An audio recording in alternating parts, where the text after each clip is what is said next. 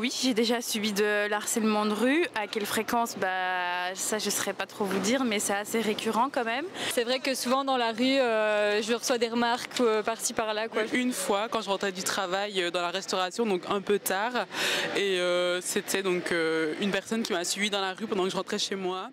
Mammouth.media. Une femme sur 5 a déjà été suivie dans la rue. Nombreuses d'entre elles se sentent en insécurité lorsqu'elles traversent la ville. Pour se protéger, 90% des femmes vont adapter leur comportement, en évitant certains lieux à des heures précises, en changeant leur tenue ou en accélérant le pas. Nous avons donc été à leur rencontre pour savoir les techniques qu'elles utilisaient pour contourner ce problème. Et c'est vraiment en arrivant à Bruxelles, donc en première année d'université, où j'ai ressenti qu'il y avait beaucoup plus de personnes qui m'entouraient et beaucoup plus de personnes aussi qui faisaient cet harcèlement de rue. Et quelles sont vos techniques pour échapper à ces personnes ?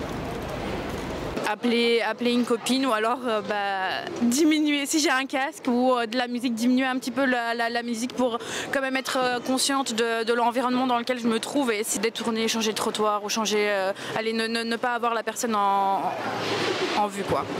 Souvent, moi, mon réflexe, c'est d'appeler quelqu'un. Comme ça, on est sûr d'avoir des témoins, entre guillemets, indirects à la scène et on n'est pas tout seul aussi. À la Bourse de Bruxelles, Poésie masculine organise une exposition à l'initiative de la police de Bruxelles Capitale XL pour former ses policiers contre le harcèlement de rue. Le but de Poésie masculine, en fait, c'est de tisser des passerelles entre les garçons et les filles, entre les hommes et les femmes. C'est un rôle d'éducation. C'est un rôle donc de faire prendre conscience aux hommes qui font ça que ce n'est pas banal, que ce n'est pas normal, et aux filles aussi que ce n'est pas normal et que ce n'est pas banal. L'objectif de la formation est de sensibiliser les agents, leur permettre d'intervenir et de mieux accueillir les plaintes des victimes. Aujourd'hui, la loi ne facilite pas cette prise en charge. La loi sur le sexisme et donc pour le harcèlement de rue proprement dit, on se base sur cette loi-là et on dit que dans la loi il est dit qu'il faut que ce soit un comportement qui soit ciblé sur une personne et qui atteigne gravement sa dignité. Et c'est là que la loi est un peu compliquée à mettre en place parce que c'est compliqué de pouvoir juger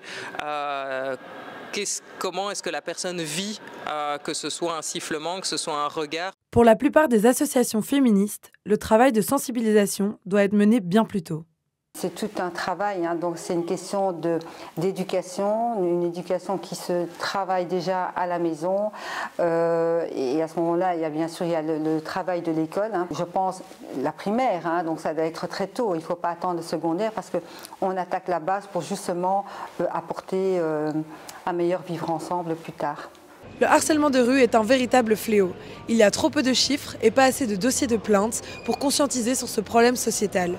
C'est pourquoi les associations féministes veulent encourager les femmes à porter plainte. Mammouth.media. Mammouth.media ?